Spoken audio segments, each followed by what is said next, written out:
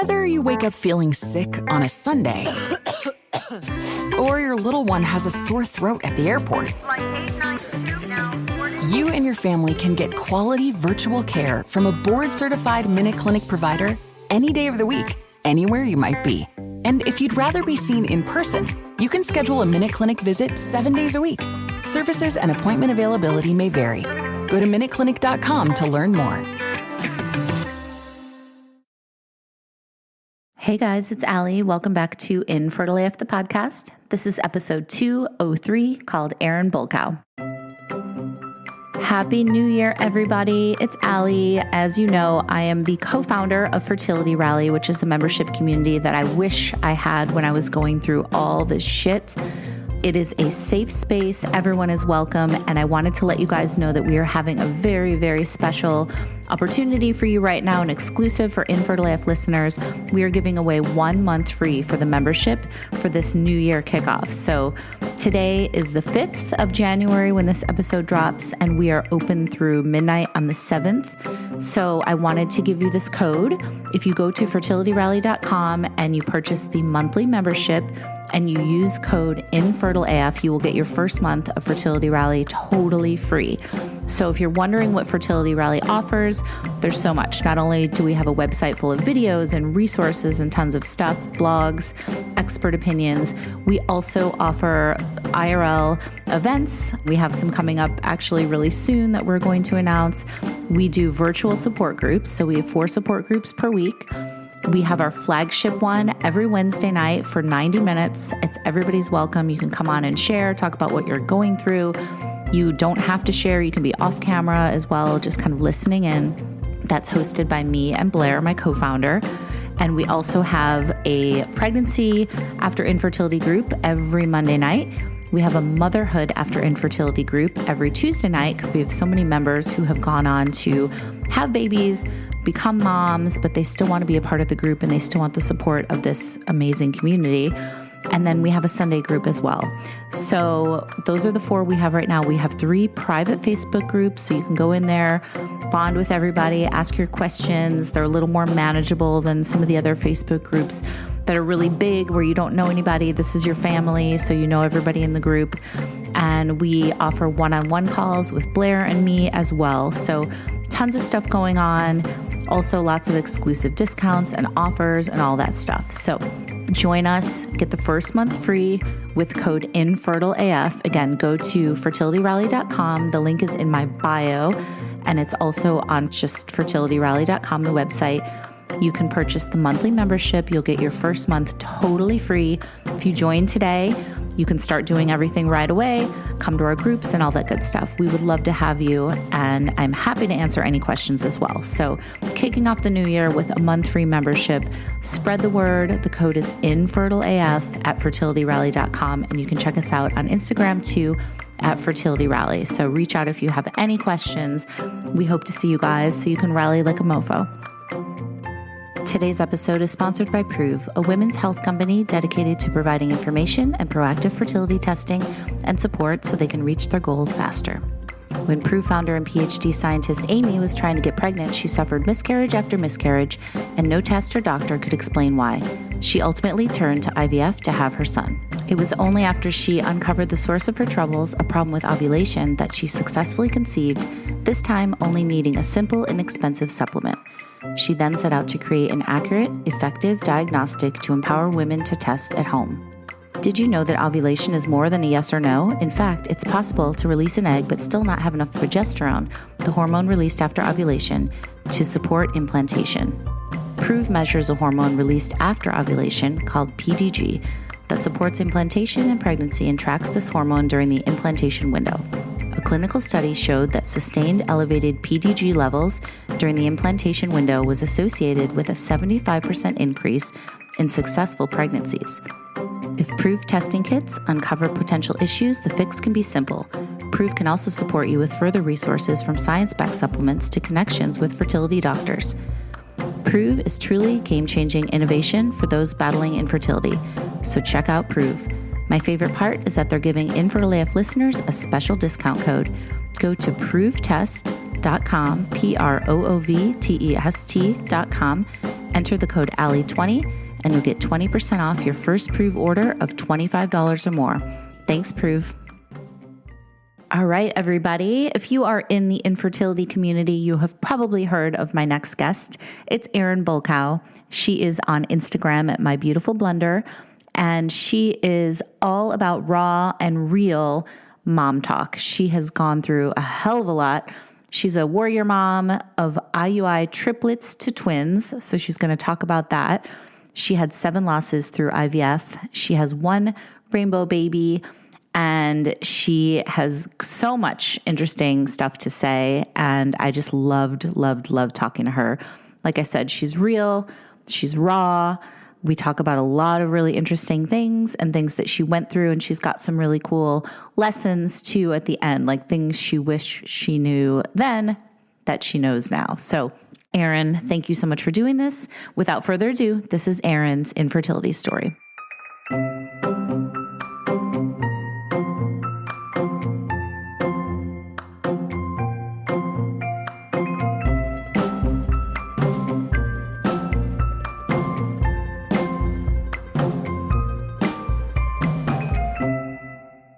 Erin, hello. It's so good to talk to you. You too. Thanks for giving me a chance to chat with you. No, I've been wanting to do this for a long time. Everybody knows your Instagram, which is My Beautiful Blender. You've got so many followers and you've been doing this for so long. I feel like you're like one of the OGs who's been sharing her story and supporting other people in the community. I was saying before we started recording, I love the way that you like champion other people and you're always so open about sharing. And also one thing that you do that I really appreciate is like you comment on so many people's other posts and things, but it's always very thoughtful comments. Like I feel like you really do take the time to like listen to what people have to say and, you know, like rather than just like a like or like a heart. So let's start at the beginning. Tell me how you met your husband. His name is Nick, right? Yes. Okay. So actually we met at a bar. I know people are always like, you can't meet anybody in a bar, but like we did. We always say this because neither of us had been drinking yet. And I was actually a designated driver that night for my friend. So we were in line when we met. So we were in line and then he and his friends pulled up to the line and then stood in line behind us. And I turned to my friend. I was like, he's really cute. My friend was like, no. I'm like, yeah, he is. Is this in LA? No, in San Diego. So right after I graduated college, because I did go to UCLA. So then I came back home to San Diego, which is like just 2 hours south of LA. And he is born and raised San Diego. So we just happened to meet in front of a bar and then we started chatting. And then after that, we just connected. I actually told my friend that night, I was like, that's the guy I'm going to marry, which is super strange. Love that. No, I love hearing that. That's great. Right? Yeah. So how long before, after you guys got together, how long before you started talking about families and like whether or not you wanted to have kids and all that stuff? So we actually talked about it right away. I was at the point where, I don't know, I always just wanted a family. I always wanted to be a mom. I just wanted that. I was ready at a very young age. And I kind of just didn't want to like mess around and, you know, end up to the point where I'm like, this isn't going to work. And we're like way too far in, you know what I mean?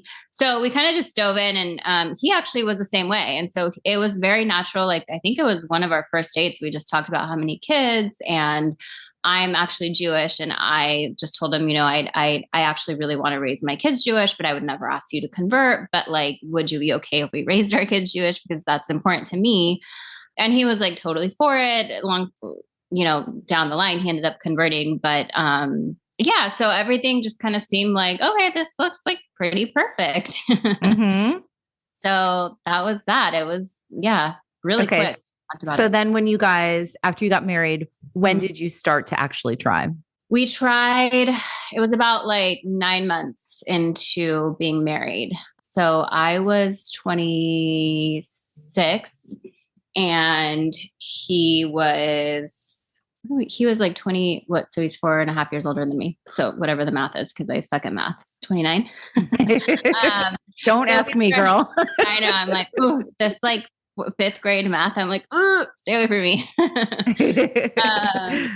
Yeah. So we started trying pretty quickly, like much quicker than I thought we would. And I had been on the pill since I was 17. So I was like, well, let me just get off the pill and I'm sure it'll work, you know? And so I got off the pill and we were trying, and I had no idea how to try. I didn't do like ovulation. I had just had no idea. It was like, you just have sex when you are off the pill. That's Right. it. Did you Right? think that? I mean, we Yeah. talk about sex education or lack thereof a 100%. lot on this show. And it's just like, if you're not using protection and, you get pregnant. I'm going to get pregnant. Yeah. And so that's what I thought. And I didn't even think about ovulation, like nothing. I was like, no, it's just going to happen. So I wasn't getting a period, but I didn't realize that I wasn't getting a period, if that makes sense. Because of the pill, you get a period, at least the one I was on.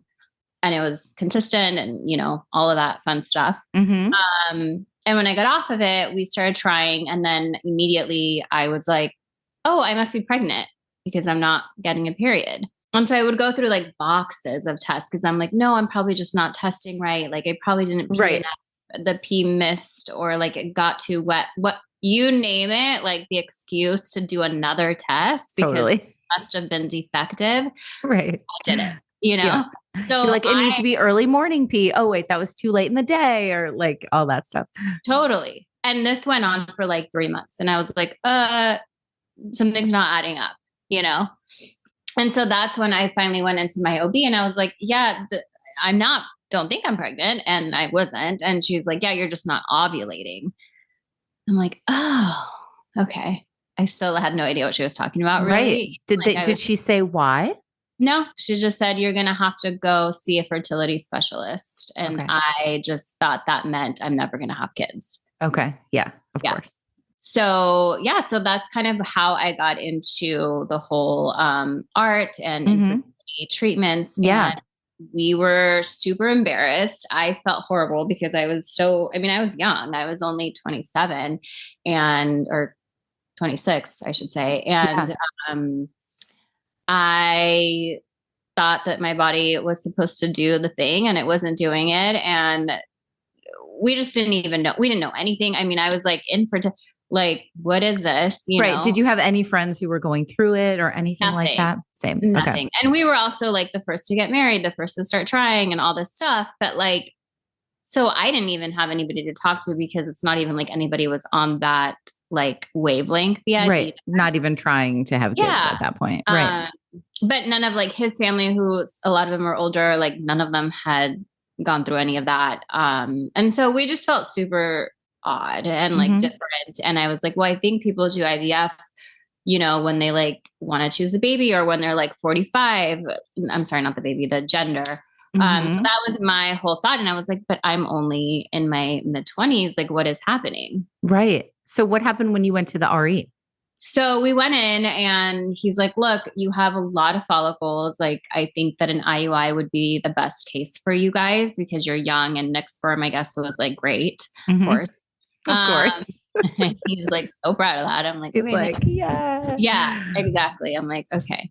So I was like, okay, sure. Like, I don't even know what that means. I literally did not ask questions. I was like, just let me have a baby and sign me up. I'll do whatever we need to do. And so we did that. And they put me on Clomid at first, which I didn't even like react to at all. So really? Nothing. It was like, what are you doing? So you didn't have like the Clomid crazies or anything like that? I didn't even it didn't even like do anything to my ovaries. Like I didn't get more follicles, nothing grew. So it was just like not enough for me. So then they just put me straight onto Menopur shots and ended up growing my follicles quite a bit. And that actually worked. And so we went in for the IUI. At the time, I actually don't even know. I mean, because this was now 12 years ago, more. I don't know if they were too conscious about how many follicles you have with an IUI back then. I mean, maybe they were, but certainly not. It was not a red flag or anything from my memory. And, they just said, oh, it looks good, So we went in and got the IUI and I was pregnant with triplets. Wow. Yeah. So how did that happen? Yeah. So I started bleeding I was pregnant and they gave us back our numbers, which we also had no idea. We're like, oh, good, we're pregnant. They tell you the numbers and it was like in the thousands already for the first beta. And they didn't say anything. And we were like, oh, good, because we have nothing to compare it to. We don't even know what a beta means. Right. Like we I had just never heard that term even before. No. And I, at that point, was already had really bad PTSD from being on stick because of all the negative, so I was like, I'm not even doing that because what if it's wrong? And what if I test wrong? Right. How many tests do you think, Erin, you had before, like you went through before you even got to the IUI phase? Like hundreds? Boxes. Yeah. Yeah. And then, but the funny thing is after that, I've only tested since then on a stick once after I knew that I was pregnant because I couldn't do it anymore. Mm-hmm. So I kind of like went the complete opposite of like, I would just like being in a bubble, Mm-hmm. And so I had so much anxiety from it, so much so that I made the clinic call Nick with the results. So he could come tell me, my husband, in person. I didn't want to get the phone call because I'm like, it's too much anxiety for me. Yeah. I mean, it was a crazy wait time either way, but so we got the numbers, whatever. We were pregnant. Great. Okay. We'll see you in X amount of weeks for the ultrasound. A few days later, or maybe it was like a week later, I don't exactly know the days, but I started bleeding like a lot. And so I was very, very nervous. We called the clinic. They're like, just rest, come in tomorrow and we'll see what's going on. And I was so nervous. I'm like, tomorrow, like I have to deal with this, Yes. I was just talking to somebody else about this because bleeding during pregnancy in our brains is like, it's a miscarriage, right? Yeah, like 100%. That's the only thing. Yeah. And the amount, and like, it was early. And so we went in, I think it was about like 5-ish weeks. Okay. Something like that. It's so hard to remember, but, we went in the next day and she's like, oh, and I'm like, what? She's like, well, the babies are fine. I'm like, oh, thank God, and she's like, but there's 3. I'm like, whoa, we didn't even know we were twins at that point, let alone triplets. Oh my God. Yeah. So we were like, didn't even, obviously so thankful that we were okay. But now we were faced with this where we're like, we didn't even think twins was a possibility. Right. Talk to us about that. Yeah. So that was a little scary. So then immediately after, the doctor pulled us into his office and he's like, look, we really, really highly suggest for you to have a reduction. We didn't even know what that term was. We were like, what's that? And he explained it to us. He's like, you're a very small human. And he's like, for you to carry triplets, I mean, twins is already going to be, a big deal on your body. And he's like, to carry triplets, like you risk losing them. You risk your health. Like there's a chance that you could, pass away from all of this. Right. And we really highly suggest having a reduction. You have to have a reduction like by 9 weeks or else they can't do it. Yeah. And we were, I think, around 7 weeks at that talk, 5 to 7 weeks. So we had like a very short amount of time in the scheme of things to decide that. And so going from you can't have kids to now we can have kids-ish, and now we have to reduce. It was just like so much for us to handle. And again, we're in I was in my mid-20s. Like, that wasn't even, it was a lot in like literally a 3-month period. Totally. Yeah, exactly. So what was that conversation like between you and Nick? We went back and forth a lot. We didn't tell anybody. I talked to my mom about it. And other than that, we didn't talk to anybody about it. And for years we didn't. But Nick said the fact that he said like, your health is at risk, like that's a huge red flag for me. Mm-hmm. And he's like, so, that was comforting because obviously that was scaring me too. And I mean, even to deliver them and then lose me would be not fair to the babies everybody. Yeah.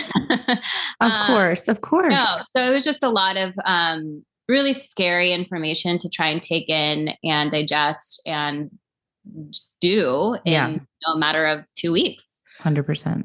So we made the decision. We were like, we know what we have to do. It's horrible, but we have to. And at the time, the only place that we could have this done was in Los Angeles, which was a 2-hour drive for us. So we went up to the clinic that was doing that. I remember we stayed in this little hotel and we're like, we'll just go first thing in the morning. And we did. And then we drove home. And like the whole process was just so, I don't know. It just was like you go into a clinic. We didn't realize maybe we could have closed our eyes and not look, but like there's screens everywhere. It's almost like a small operating room kind of thing. Yeah.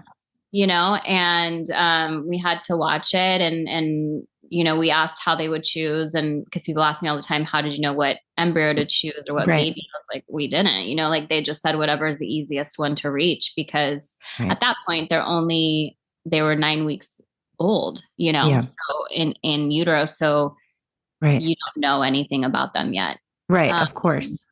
And also, it wasn't IVF. So they were embryos that like you knew about prior to. This was an IUI. So it's a lot more unknown. So, we didn't know the gender. People always ask if you knew the gender of, we didn't know. And so they just went in. It was kind of like it's kind of like the tube that they use for, transfer, kind of like the one for transfer. Yeah. A little longer and like swigglier it looked, but, they just kind of go in and they just, touch the embryo that is going to be reduced. And, over time you kind of bleed it out. Did they explain this to you at all before, Erin? Like, were they like, this is what we're going to do. This is how it's going to feel. Like, did you get any of that preparation? Very, very mildly. I mean, as I was sitting there, they were saying that, but it wasn't like, let's have a consultation. Let's you know what I mean? There was not enough information 100%. Yeah. And maybe there is more now, you have to remember this was 12 years ago, but, it was definitely antiquated. And I do feel like it was just, and it almost felt like it just was like not a big deal and you're off to your merry way. And that was it. Like I didn't get any counseling after that. We didn't talk to anybody. We drove 2 hours. Nick was like, I never want you to bring this up again, because that's how he deals with things. Which later we find out that's not the best way. Right. But I was like, okay, I also don't really know who to bring this up to, because I feel horrible. I feel like embarrassed. I obviously am pro-choice, but I never thought I'd have to make this decision. Exactly. Tell me about the embarrassment. Like, why do you think you felt embarrassed? I think I felt embarrassed for one that I was so young and had to go through any fertility treatments, because none of my friends were, and, everybody seemed healthy and I supposedly was a healthy person. And so then to have to do this kind of stuff already was embarrassing, and we didn't bring it up to anybody. And then to have to make this decision, like after, basically like a cry for help to have babies. And now you have to, make this decision, was kind of like a slap in the face, Yeah. Because I also, I'm aware of how many people want kids and all of that. And I know my story now. I understand that my story has nothing to do with anybody else, but you still think about all that, of course, like you're human. Totally. 100%. I understand that. Yeah.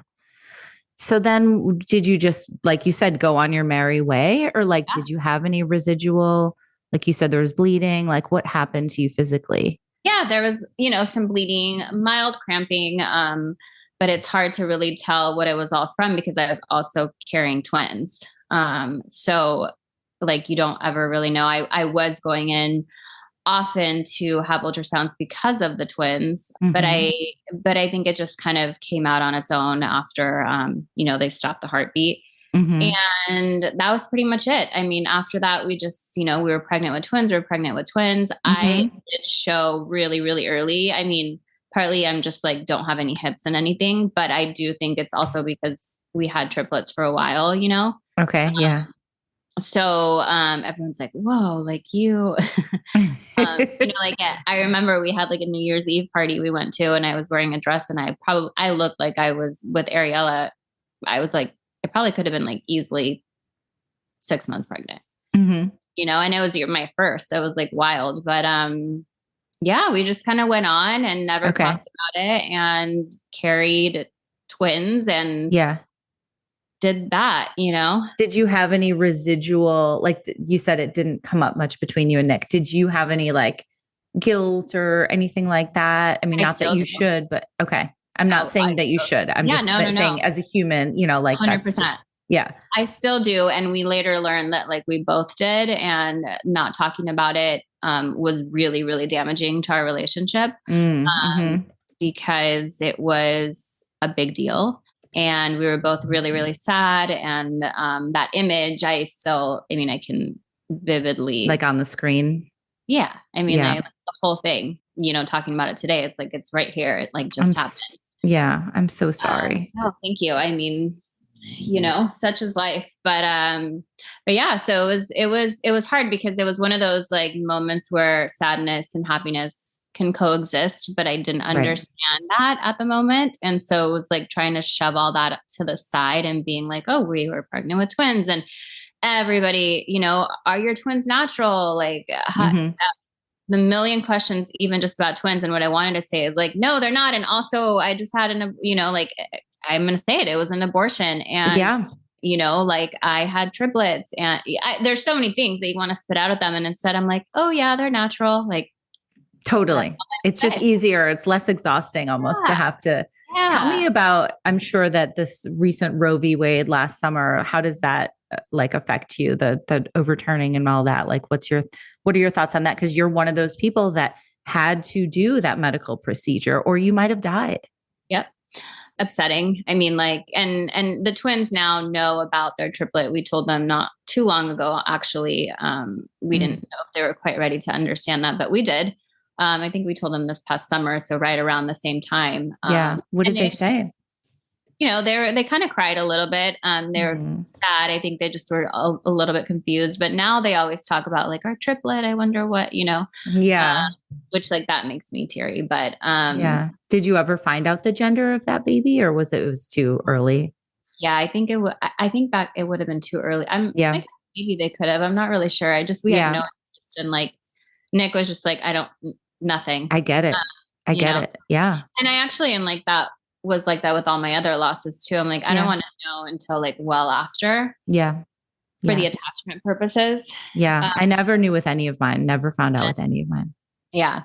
So yeah, it was a really hard, it's really hard when that kind of stuff happens, because it does, you do think about what would have happened if I wouldn't have had that opportunity or that chance to decide what was best for my health and my family. Absolutely. It's scary. It really is really, really scary, because it can happen to anybody at any time for a myriad of reasons. And, like things happen.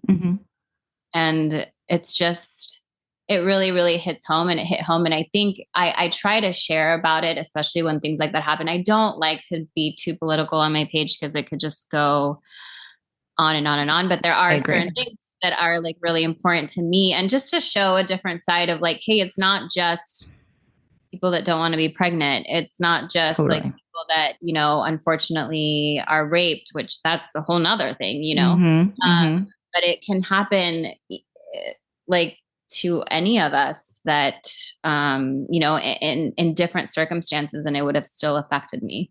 Right. Absolutely. Absolutely. Well, thank you so much for sharing that. So let's talk about when the twins were born. How was that? How was that moment? And how were those, your face?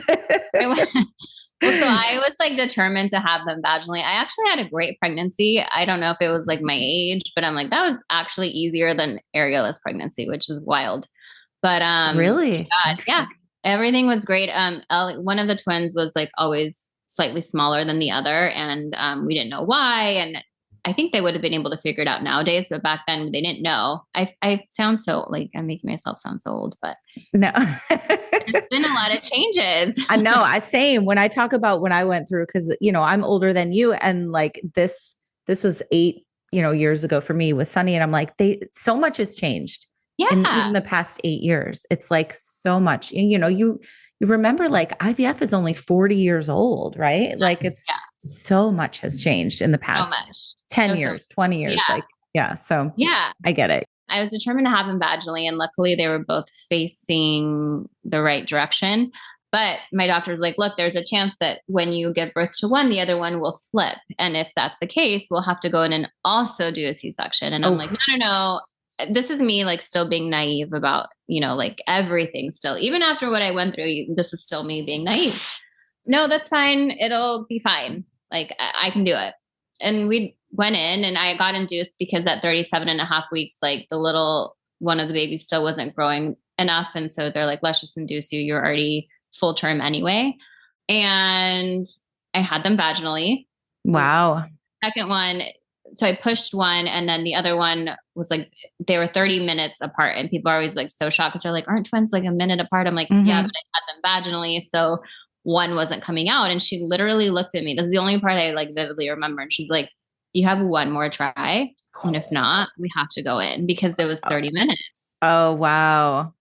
And my body was like, I've never felt so like out of body ever. And my body was shaking. And like, Nick was like, I've never seen you that calm though. And I'm like, really? He's like, yeah, you were like, it was weird. You like, wow. I didn't scream, nothing. I was like super calm. I pushed her out because I was like, nope, we're not doing both. Oh my God. Amazing. Yeah. What a badass you are. So yeah. And then, the little one had to go to the NICU and she was in there for, the little one, even though she was the older one, she was in there for almost 2 weeks. Okay. And we did get to take the Natalia home and she was only 4 pounds, 12 ounces when we took her home, which is shocking. I don't think. Oh, wow. Yeah. That seems so little. Yeah.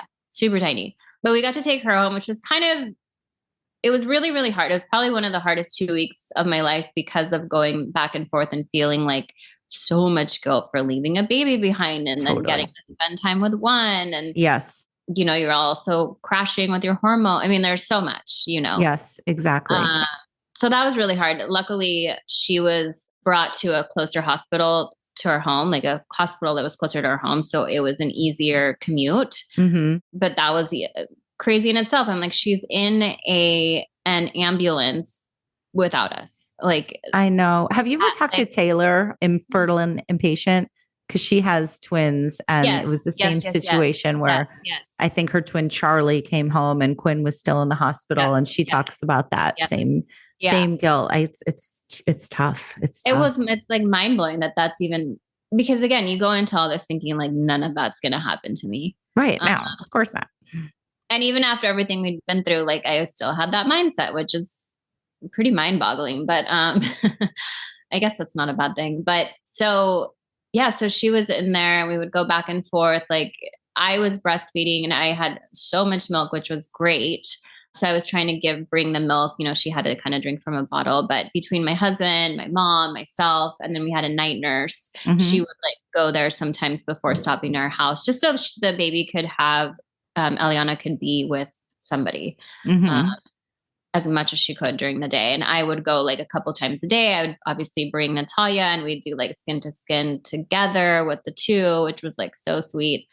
And and then we finally got to bring her home. And, you know, I don't remember the first year of twin life. Right. At all. Exactly. Like, exactly. I look back at photos and I'm like, oh, wow. Like, I don't remember any of that. You're like, what? That's me? Like, I get it. That's cute out. Like nothing. Totally. Wild. Totally. I also had the I hate pronouncing this word because I never get it right, but the diastasis recti. Oh, I don't know how to pronounce that either. You know what I'm talking about? Yes. Okay. When your muscles completely, so mine tore. They didn't just separate. So my guts were basically hanging out. Like people would ask me like 6 months postpartum, like, oh, when are you due? I'm like, yeah. My back was turning. So I ended up having the stomach repair surgery at 6 months because I also had a hernia. Okay. Was it painful to have that surgery? So again, one of those things that I went into very blindly, but this one I was so thankful I did because I don't think I would have done it. It was one of the hardest things to recover from to date by far. I had like drains for over 2 weeks. I definitely don't remember any of the first like 5 weeks post-surgery, nothing. But they said like, look, it's probably a good time because your twins are so young and so little that, you know, they're not reaching for you. They're not asking for you, you know, other than like holding them, which you won't be able to like pick up and do. Right. You know, but better than later when they were a little bit older. When they're mobile and asking and aware and like, you know. Yeah, that makes sense. That makes sense. So that's probably also why the first year was right. hard. You went through so much. Oh my God. But this is not even the end of your story. And we're probably not even halfway. So tell me what happened when you guys decided, flashing forward to try again. Yeah. So, like we had horrible marriage issues. We crashed and burned, almost got divorced. And then same girl, same. Yeah, go. And now you guys are back and good. We're good. We're good. We just had our 20th wedding anniversary. That's amazing. But thank you. We've had some really rocky patches. Yeah. But we're still here. Yep. That's how we feel too. I mean, like I do truly, truly believe that had we not gone through infertility, we still would have had a lot of these issues. They would have just come up in different ways. And I don't know if we would have been able to deal with them in the same way, because I do think that this has made us a lot stronger as human beings and as couples, and like going through so much loss and going through so much stuff that I don't think most people have gone through, especially the first couple of years of marriage. I think in the end, it did bring us together. I don't wish this on anyone, but like, I really do look back and think like, I mean, look, there are things that I wish we didn't have to go through. But like I said before, I think it was just part of our story and how we were able to stay connected, Yeah, I agree with you. What was the gist of your like marriage issues? Was it that you weren't on the same page, or like there was a lot of verbal abuse? Yeah, on his end. Okay. So, and I talk about that, and he's been very great in terms of being able to talk about it now, because he went to therapy, and I'm like super proud of him, because I basically said like, I can't handle this anymore. Yeah. When my twins were about 4, I was like, they can see it, so I need to be strong for them and myself. And I asked for a divorce, and then he was, super upset. And I said, well, or you can try and get help, but actually want to get help, not just go, like, you need to change. I gave him 6 months, because I was like, this can't just be like infinite. And I said, and if not, then we'll just, do the thing. Yeah. And good so for you. I really didn't think he was going to change, because it was that bad. And he has, like completely a different person. And look, we still have our episodes. I am also not the nicest sometimes, like, but it's nowhere near what it was. Nowhere near. I mean, like, I was afraid of him, to be completely honest. Good for you for putting up that like ultimatum, like, and being like, I can't go on like this. Yeah. I was just like, this is not normal. So we went through a lot of therapy, and then we got, to a really, really, really good place, and realized like we still wanted to have another kid now that we were so happy. And we had never like not been trying, if that makes sense. I just was still not obviously ovulating. I was never getting a period still. I wasn't really on birth control. I was just, I would occasionally be on it, because like, to get a period, the doctors were like, oh, you should bleed sometimes. It's probably good for you. I'm like, okay. That was it. And so fast forward, the girls were 6 years old, and I was like, yeah, I think it's time we should start trying, like actually trying, because nothing's happened. And I said, obviously for us, that means we need to go do IVF, because we were afraid of multiples again and going through all of that again. And that was just our experience. So I'm like, oh yeah, like IVF will work great, because our IUI worked on the first try. Right. We're the perfect candidates. And of that's course. What told us. Right. And that's exactly what happened. Right, Erin? Yeah. 100%. I'm like, oh yeah, it was a breeze. Like, right. Sure. I think the only easy part was the IUI working, because I guess, right? Like, I don't know. Yeah. All easy. You're definitely the first person I've talked to who had an IUI and was pregnant with triplets. Oh, really? Yeah. Okay. Yeah. I mean, yeah. So we went into the IVF clinic, same one we had gone to before, but they had like grown immensely. I mean, this is why I'm saying like things have changed so much, because our clinic when we first went in was 2 doctors. And when we went back to try for this next baby, like 15 doctors. Oh my God. Like wild. 3 stories of a building. It was nuts. It's wild. Where did the clinic go? Great. Yeah. So we went in, our doctor had already retired. So we were with a like partner doctor, and we were at that clinic, and we went right into IVF. I did an egg retrieval the first one, I only ended up with one normal embryo, but I was like, oh, like, that's fine. You know, like you only need one. Mm-hmm. And this was 2017. And right before, like we did the transfer around December 2017. And yeah, we were like, okay, great. Like, that's it, you know? Mm-hmm. Obviously it didn't work. Yeah. That's so crushing when It was crushing. I mean, we were so sure that it would just work. We actually took a trip to New York that December. We're like, we'll just do the test here because how fun will it be to celebrate here? And, you know, the same naiveness, like it just never went away. Well, it's like, I've said this before, like you don't know what you don't know. Exactly. Right. And so of course you're like, it's going to happen. It's going to work. Yeah. It's going to be great. And look, we didn't do our research. It's not, I see so many people now and I'm so immensely proud of them because they know so much more than I did going in. And I'm like, this is what I should have done. And so I take a huge part of that blame, you know, because I should have gone in and done my research. But I also think there needs to be a lot that is more accessible to us. I think things, you know, need to be talked about more, which is why I share and talk because hopefully more people, you know, right, get more information. So anyway, absolutely. It didn't work. We went back. I emailed the nurse and she's like, well, here's the meds again. Let's do it again. And I'm like, we're not changing any protocol. They're like, no, like, we'll just try again. I'm like, okay. So I assume that's what we do. Same exact results, and transfer again did not work. So you had one embryo again? One normal one and one abnormal. They actually transferred the abnormal with it, but it didn't. Okay. It didn't take. So then we were like so desperate and we're like, let's just do an IUI because like we know those work. I don't know. Right. Yeah. So we did it and it didn't work. And we had taken a trip to Hawaii and that's where I started bleeding and we realized it didn't work. And then my husband was like, enough, like we're done. I was so devastated. And this was just still the first year. So it was 2018. And he's like, we need to take a break. I'm like, no, like I can't take a break. Right. Because once you get in that track, right, you're like, I just want it to happen. Yeah. I'm like, no. Like, what's that going to do? It doesn't matter. He's like, just trust me. Like, let's take a break. Let's put a date to when we'll start again. So no. And I'm like, okay. Because I'm very much like, give me a schedule and I can deal with that. But if it's unknown, I don't like that.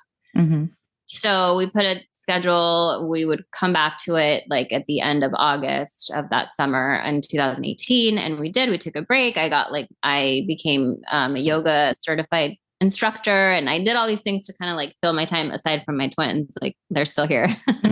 But it was the best thing ever. Like I'm so glad we did that. I'm so glad he pushed me to do that because you just need a break. Your body needs a break. Your mind needs a break. Like your wallet, like, everybody needs a break. Absolutely. You know, and I started seeing an acupuncturist as well. And she was like, you need 3 full months of like acupuncture every week. Like, let's get you on that train.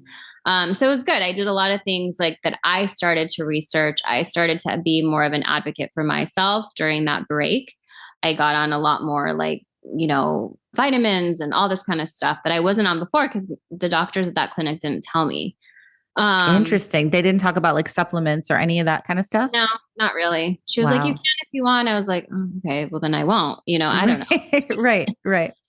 So red flags. My best friend was like, you need to switch clinics. And we did, thankfully. And I was like, you know what? You're right. Like, because I had emailed her and I was like, hey, we want to start again. She's like, great. I'll email you the protocol. I'm like, shouldn't I see a doctor? Like I haven't even seen my doctor in like over 6 months because I also never hardly saw him. Right.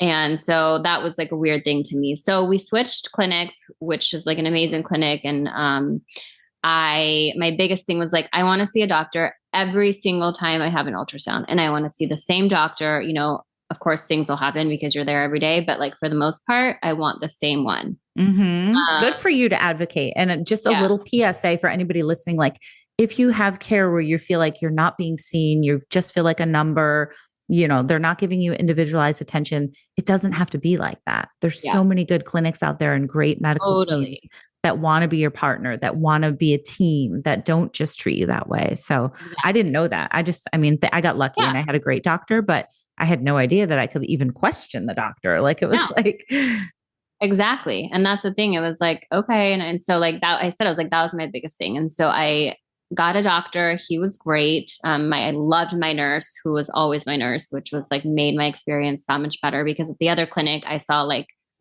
a different nurse every single day. And it was like, I was always like, how do they relate? How do they know? Yeah. Yeah. Totally. How do they remember who's who? And oftentimes they don't. They're just like looking at the chart right before they walk in the room and they're like, 100%. Hello, Erin. Like, yeah, that's how it was. And it was like, I was like another number. And look, for some people, like I know that they've had great success there, but like it just wasn't for me anymore. So switching was the best thing. I ended up doing another retrieval the fall of 2018. And we decided that time not to test our embryos, because we kept hearing things like, hey, there's been studies that show like maybe testing isn't the best. I don't know. We're just trying to do something different. I did a transfer that January 2019, and it did not work. Oh, no, I'm sorry. It did work. I'm like confusing myself. Okay. And so we're like, okay, here we go. It worked. Like, this is fabulous. We hadn't told the girls yet. We're like, let's wait till we see the heartbeat, and went in, saw the heartbeat, and decided to tell the girls, and they were so excited. And then went in to graduate from our, the graduation day from your clinic at 8 weeks, and the baby had stopped growing. So that was a big shock, because I just thought, well, if you're going to do IVF, like everything's going to work. Granted, we didn't test the embryo, but like it got this far. We saw a heartbeat, Right. 100%. Again, naive, because we didn't think that would happen. Absolutely. So many people, I didn't think that either. And so many people listening probably are like, oh, that's a thing, so you're by sharing this. Yeah. Yeah. So we were devastated, to say the least. I had to go home and tell the twins. The twins then told people at their school, and it was like a whole thing. And my miscarriage, I ended up having to take the misoprostol pill, because my numbers were super high, and they're like, this will like kind of help you do it at home. And in hindsight, I should have just done a DNC. People ask me all the time, like what they suggest. And I'm like, for me personally, because my miscarriage ended up lasting like over 3 months, and I ended up having to do a DNC anyway. Oh, I'm so sorry. That's okay. So I ended up doing 2 misoprostol pills, because I bled like a bunch and everything came out, and they wanted me to bring everything to the clinic to get tested. So I took it in little baggies, wasn't testable. Then my numbers weren't dropping. And so they're like, do another pill. And that one was like just horrific. I mean, I bled through like my sheets, like all the pajamas I owned. And I was still trying to catch whatever they wanted me to catch. It was like the worst thing ever. I couldn't even walk the next day because of all the blood that like I shed. And then my numbers were still not dropping fast enough. So it was like by month 3 that I was like, okay, this is strange, Went in, and they realized I still had tissue left. And so we did a DNC anyway. God, I know. That's brutal. That's so brutal. Because all you want to do is like try again. Right. Right. And so, at least for waiting me, for those numbers to go down. Like we always say, like waiting to become unpregnant. That's such a knife to the heart. Like, that was like, and I would be in tears like every week, because the numbers weren't dropping. And so I'm like, this is so exhausting. And so finally after that, I was like, okay. So we took about a month to kind of let my body settle back in. And we still had 3 embryos left that were still untested. But I was like, I'm not going through that again. We need to defrost them, test them, and refreeze them. And I don't care if like their quality goes down, because I don't want to take that risk. Yeah, absolutely. We never knew why I miscarried. I don't think many people really know, but in hindsight, I do think it was a poor embryo. When we got the results back of the embryos we defrosted, we only had 1 normal one. And that's why I feel like that's what it was. Transferred that one, did not work. And I was ready to give up. It was the summer of 2019. And my husband's like, let's do 1 more retrieval. Like, let's do it right. Let's just, we've been taking all this all these supplements, because he had been too. We'd been doing a lot more things, and let's test the embryos. And this is it, this is it. So I'm like, fine. So this is now my 4th retrieval. And we did it. We actually got the best results ever. And I was, 3 years older, which is kind of interesting. Yeah. But I did get 3 normal embryos, which was more than I'd ever gotten. And so we were like so excited. We knew for sure it was going to work. My doctor's like, it's going to be great. transferred that the end of that summer, didn't work. And I was like, oh my God. So what is happening? I ended up doing an MRI, a pituitary one, and also a pelvic one, just to rule things out. And he found a slight adenomyosis, which he treated with letrozole for 3 months. Okay. Do I think that made a big difference? I don't truly. I do think, I did speak to another doctor later on about it. And he's like, look, everybody who's had anything done to their uterus has a form of adenomyosis. He's like, your form wasn't that bad. There are people that I think would benefit from that. He's like, but for you, it really wasn't that bad from the beginning. We'll never know. Right. But I think when you're in that, you're like, whatever I need to do. Whatever, 100%. I don't care. Yep. Yeah. Like, let's fix something if there's something to be fixed. Definitely. And up to that point, there hadn't really been anything that we could find that needed to be fixed, which is why I felt like, okay, good. Like, let's fix it. Yep. So I was on letrozole. I actually was like fine on it. I mean, I did get, the hot flashes, but that was it for me. And then we did another transfer that December and it failed. So I was like, what is happening? Like, so obviously that's why. So what number was that? That was 6. Oh God. Okay. Yeah. And so that's why I say for me, like, I don't know if that really worked. Who knows? Right. It's so frustrating when, just you're doing all the things and it's still not working. Like, yeah, no, I was doing everything, my body was like completely different. I think I was like 20 pounds heavier, which, I'm only 5'3" on a good day. So I'm a small person. And so like, it's funny because people that look at me now, they're like, you're so small. And I'm like, you met me when I was 3 years into IVF. Right. With all that stuff coursing through your veins and all the hormones and all that stuff. Yeah. But anyway, so that was that. And I was like, I'm done.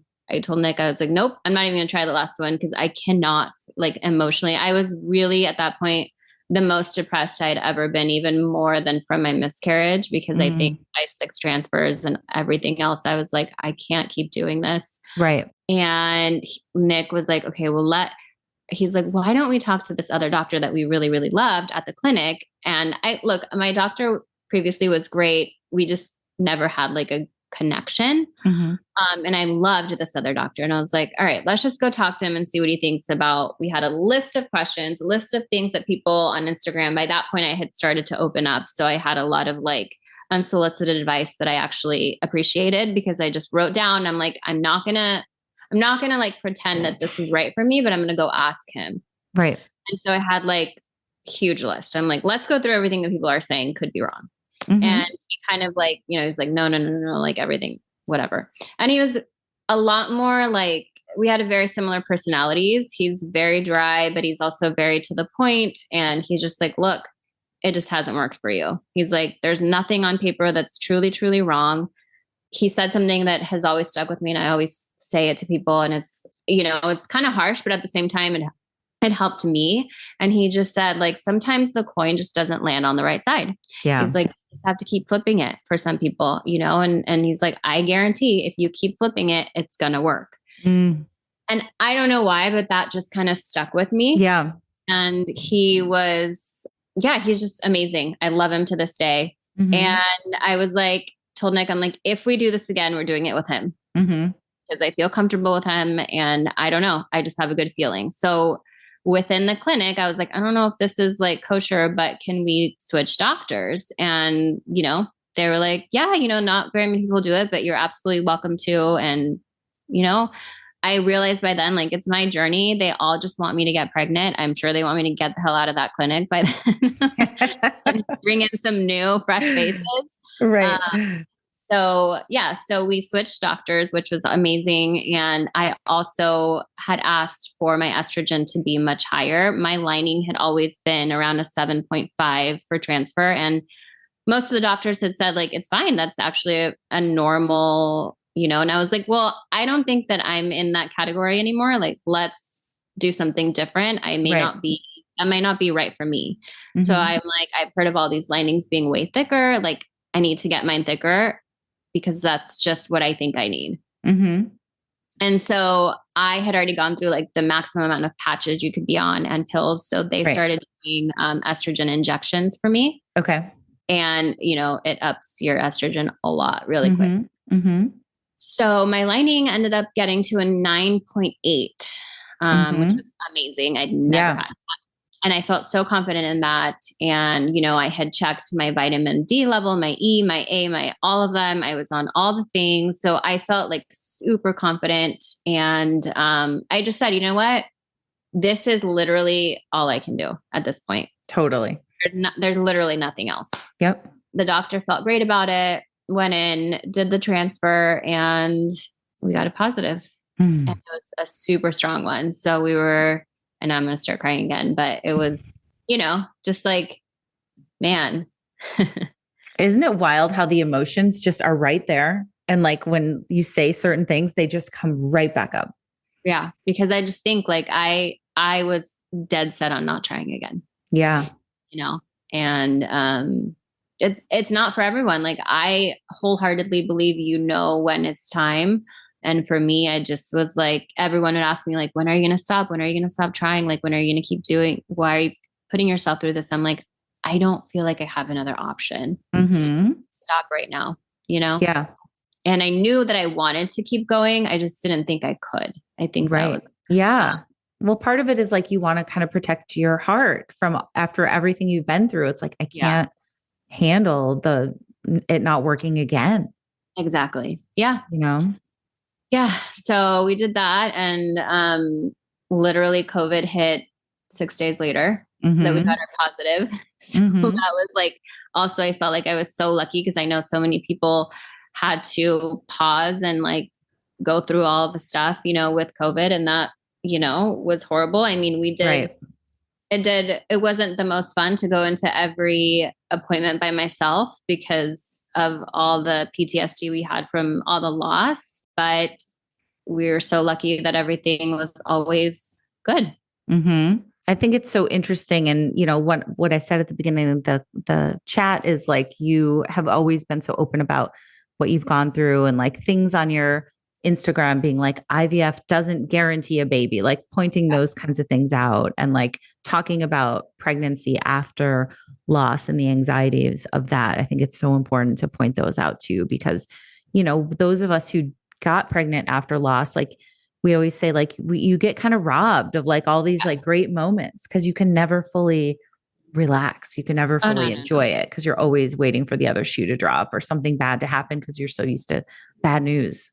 Always. And I didn't get one of those like home Dopplers, but we found an like a private ultrasound place. And so my husband and they actually allowed him to come in, and the twins too. So we would go before every OB appointment. We would go just a few days before because I'm like, I don't want to hear the news. No, that she's not breathing. Like when I'm by myself, I'd rather you be here with me. Right.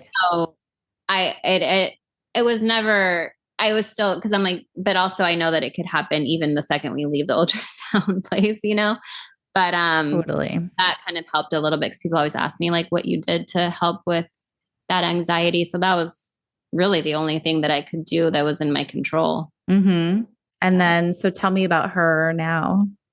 She's amazing. She's is it Ariella? Ariella, yeah, with an E. We name our kids with an E and an N, and I love the name Ariel and I love the name Ariella. But I was like, she has to have an E. And so I was like, what if I just switch it? Yeah. Like, she's not in a baby book or anything.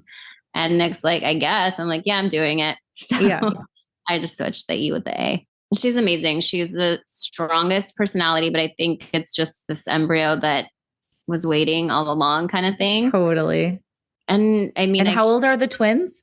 The twins are 11 and a half. Okay. So they're amazing with her. When she was born, it was tough. It was also in the middle of COVID. So it was like, there's a lot of things that were affecting us as a family. I'm sure, especially kids their age, one of mine was very depressed, and then bringing in this baby in and really me not having any time for her was really hard. Yeah. But we got through it. And now they're like the most amazing older sisters. They love being with her. She like lights up the minute they get home. She starts like trying to be funny and like trying to get their attention. It's just the best. That's so good. I was so afraid of that age gap, Yes. So afraid. Yeah. But, it has its challenges as any age gap does. But it's got its pros and cons too, or its pros as well. Like I remember, so Ever and Sunny are 6 years apart, 6.5. And, I could take a shower and she would watch him when he was a newborn, like things like that, where I was like, 100%. Now she can babysit for him when we go out for dinner, like things like that.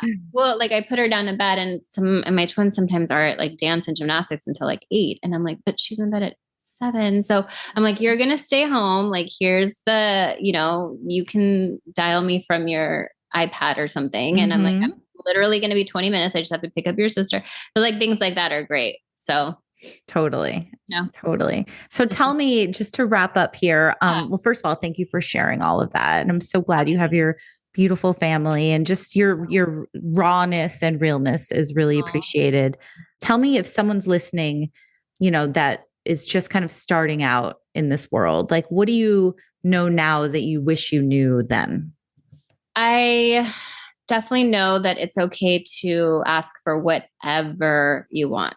I mean, meaning, like I said, I switched doctors even within a clinic. I mean, if something doesn't feel right, your body best, and it's okay to ask the questions. There's no inappropriate question. There's nothing that's going to hurt somebody's feelings. And even if it does, like, who cares?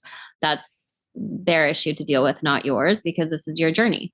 And I mean, when no questions are off the table, I would always ask, like, can we have sex? Like, can I have an orgasm during, anything, because like the unknown would just drive me nuts. So like, just ask, and they're used to all of those questions, 100%. So that's a huge thing that for about a year and a half, I didn't do. I think another thing is really finding that community and the support. I didn't open up until until about a year and a half or more into the third journey. So I didn't even talk about everything else for years. I mean, like, we didn't talk about the triplets or anything like that until I opened up on Instagram in 2019. So that was a huge lifesaver. And I'm not even kidding, because I was bottling all this up, but nobody would really understand what it was like to go through. I have friends that I talk to, but even them, like, they don't know what it is, exactly, to baby, or to have to worry about everything that comes with IVF and infertility. So finding that, whether it's sharing like crazy, like I do, I mean, that's just my personal therapy. That's literally why I went on there. 'Cause I'm like, I have to just spill everything. Not crazy, but I know what you mean. Yeah. But so even if you don't do that and you just go on there and find people that you can DM, I'm always here, but anybody else I know that is open, is always willing to chat to, is so crucial and so important. Like, it's just amazing,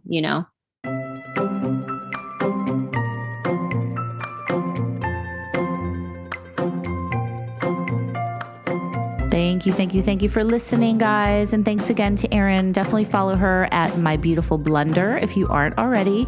And also don't forget to check out Fertility Rally. We're open the first week of every month. So we are open right now. If you're listening to this the day this episode drops, which is January 5th, 2023, we are open through the 7th at midnight. So we will open it again next month too, if you miss it this month. But definitely check us out for the 4 support groups we have per week, the 3 private Facebook groups, the amazing sisterhood and support that you're going to get. We have our big flagship support group every Wednesday. So I urge you guys to come and check out our fam. Everybody's welcome, no matter what you're going through. If you're just starting out or you've been here for a minute, we want you to be a part of this because we want to support you. I wish I had this when I was going through it, and that's why we created it. So check us out on Instagram, Fertility Rally. Check out our website, which is fertilityrally.com. And if you have any questions, you can always DM me at Fertility Rally, or you can DM me on my Infertile AF Stories Instagram too. So thanks again, and I will talk to you guys soon.